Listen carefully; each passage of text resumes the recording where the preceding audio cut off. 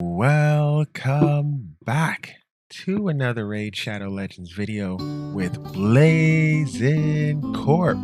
We are going to be going into the Doom Tower yet again and facing one of the hardest bosses there is in the Dark Fae. And this time, instead of facing her on floor, I think it was 40, we're going to be facing her on floor 80. Normal Doom Tower. Let's get this party started. Next.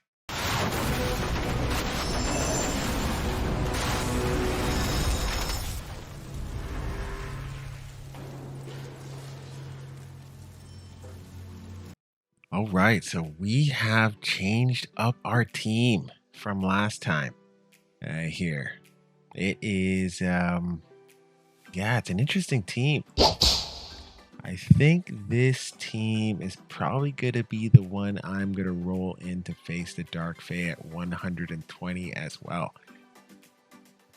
I think having the team all in one affinity was kind of perfect here. So we don't have any negative affinities that we have to face when we're facing our own team. So that was one thing right off the bat. Basically, the second thing here was bringing in Astranyx to have a chance at stripping off the perfect veil on the Dark Fae here, so she can be targeted here as soon as possible, and then obviously she doesn't get the damage reduction as well, so that was super important. And then having a lure in the mix here is just for turn meter control, even on our team when we're facing them, just in case, because we're still pretty fast here, but we do want to be able to burn down our own team without having to worry too crazy about anything else, because tactical nuke incoming!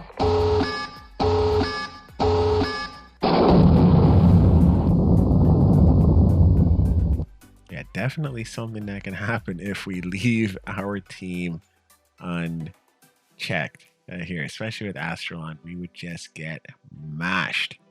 All right, so let's get the champions in here and take a look. All right, so we've got Ninja. You know, he's the boss killer. He's probably one of the strongest boss killing champions in the game. Probably like by far. This guy's insane here. You underestimate my power. Yeah, no one's underestimating his power at all here. So low health, and this actually works out in this particular level because I'm able to burn him down because I get to go first here. If I made him too high health wise, he might actually get to take a turn and then wreck my team, which would definitely hurt. All right, so we got decent health points, high attack, decent defense, high decent speed, high crit rate, crit damage, and then high accuracy here as well. Next up, we've got literally one of the best champions in the game. Thank you for being on the team under Priest Ragni. He's in a stun set, so definitely helps on that side here if the other guys get to take a turn, plus his reflect damage on his shields, or any shields that are out there. High HP, decent defense, decent speed, no crit rate or crit damage to speak of, and then decent amount of resistance, especially since he's the lead. That's going to be up above 300.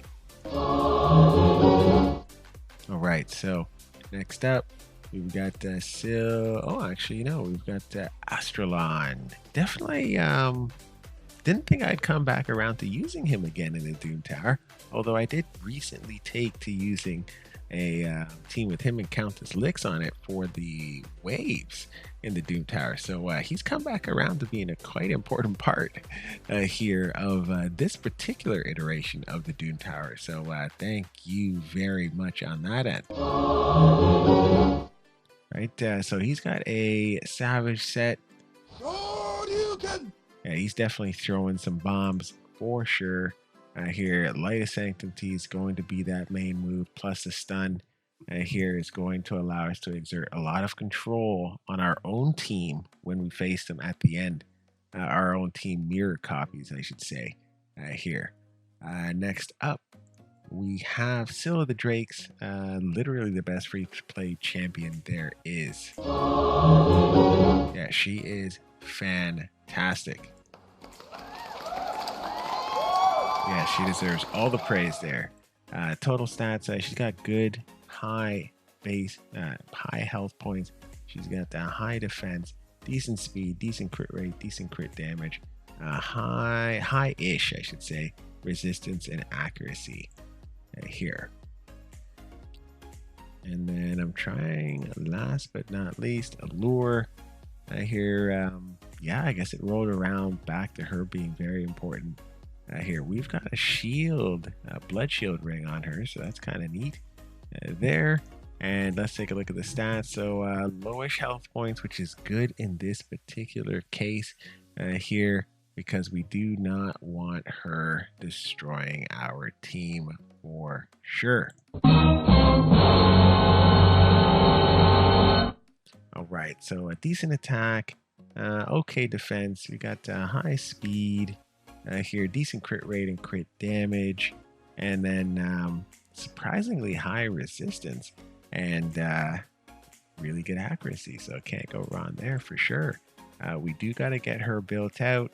I think most likely we'd probably come down to my thought is with her multiple hits is probably going to do Giant Slayer just to get the extra little damage here if we ever get to actually bringing her back into the Minotaur. All right, let's get this party started here, guys. It's time to duel! All right, so we are fired. Oh, crap. Oh, geez. All right, so you definitely should not be doing this on auto here. You got to make sure there's no auto going here. I actually might be in a lot of trouble here when we get into the main boss because I was a little worried, and yeah, we might be in really bad shape when we get to the main boss actually. This is not going well. We've got no CC control here. This might go really badly. So we definitely need to take Astranyx out. And what we would have done here, so we might have to run this level again. What we would have done is we would have brought in Science Slash, would have taken out a lot of these champions here, and frozen at least one or two of them. But what we might have to do now is hope this all goes on Astranyx, and we didn't get hit once, and we're dead. Okay, so we're gonna try this again. We took an L. Yeah, this level is not meant to be autoed here. Plarium made very, very sure of that on this end. So we're gonna go in, we're gonna make sure that this is not on auto. All right, so we're not on auto. So basically what I'm doing is I'm not even going to use too many of my abilities at all. I'll use the ones that have 3-turn cooldowns here. But for the most part, yeah, this will be back around when I'm done with it. So we can hit them here.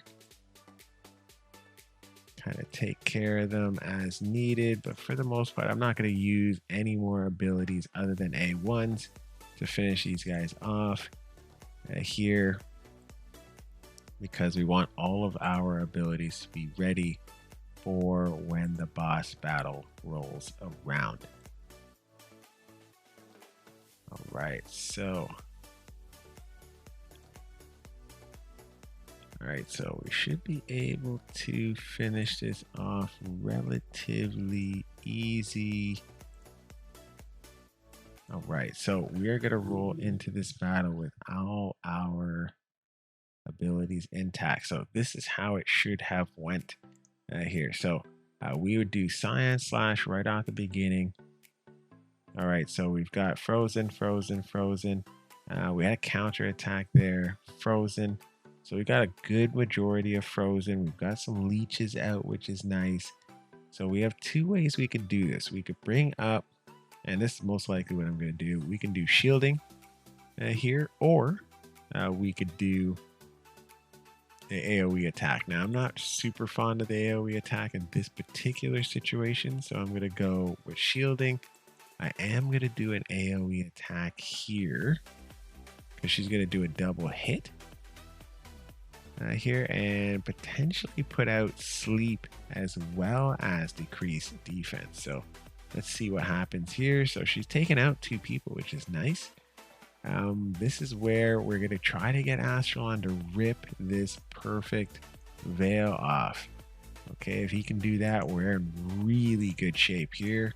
So let's see. Oh, fantastic. He ripped that off.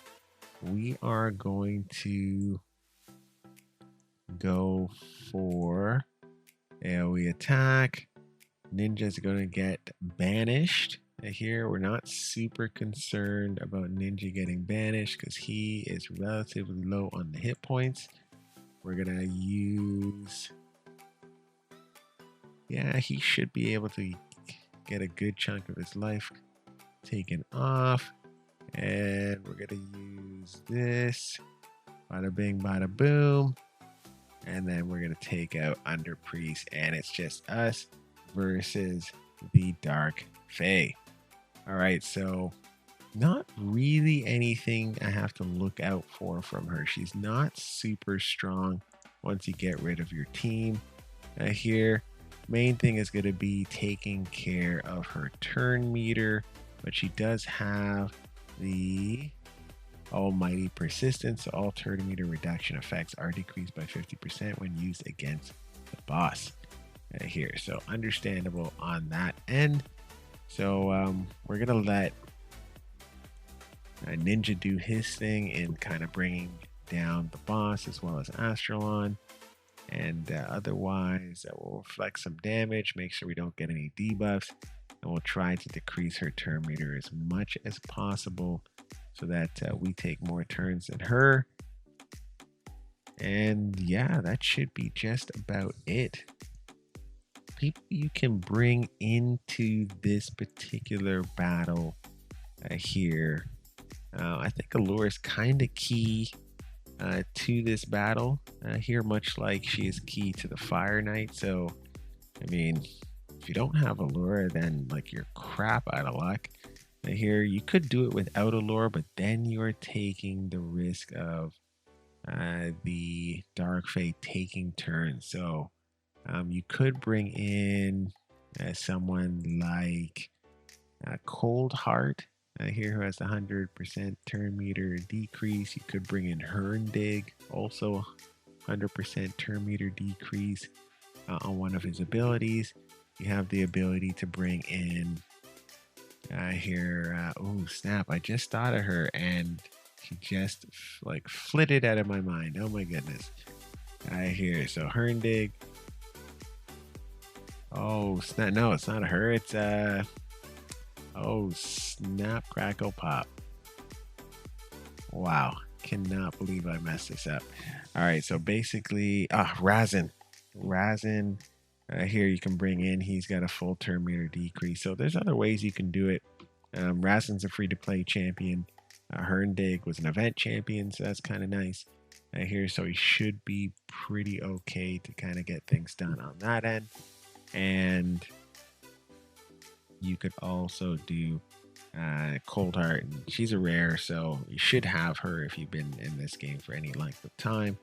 Of course, I didn't have her for a long time here, and I still haven't built her out now that I do have her because I have other champions and kind of gotten used to doing things another way without having to build her out. So yeah, I may actually have at some point the need to build her out as we get higher in the Doom Tower, especially once we get to Hard. It might be beneficial to bring Cold Heart in instead of like a Sill here, or actually probably instead of a Sill here, probably bring a Cold Heart in just for turn meter control at the end here. So that's that might be really important to this particular boss once we get to Hard Doom Tower, or even to 120. we'll see how this works out. All right, that has been it for this particular level. MVP here, I would actually say Astralon, surprisingly enough. Usually I would choose Underpriest Brogni or Ninja, but Astralon was very important to this cohesiveness of the team here. And I say that in all honesty because he was able to rip off the Perfect Veil really quickly. So she didn't have a chance for higher damage reduction. So I thought he was very key to this particular battle here. And if you were able to get him either through pulls or as an event champion here, do all your event, guys. Do all the events. Trust me, you'll have good champions every single time, even if you don't think they're good when you're doing the event here. But yeah, he's fantastic. Can't go wrong. Have a fantastic day, guys. No Ninja Watchers, please go ahead and like and subscribe to the video and leave a comment down below. Let me know who you are using on floor 80 for the Dark Fae here and how it is working out in this very weird iteration, a very weird and very hard iteration of the Doom Tower here. All right, guys, have a great day. We'll see you again next time. Let's chat then.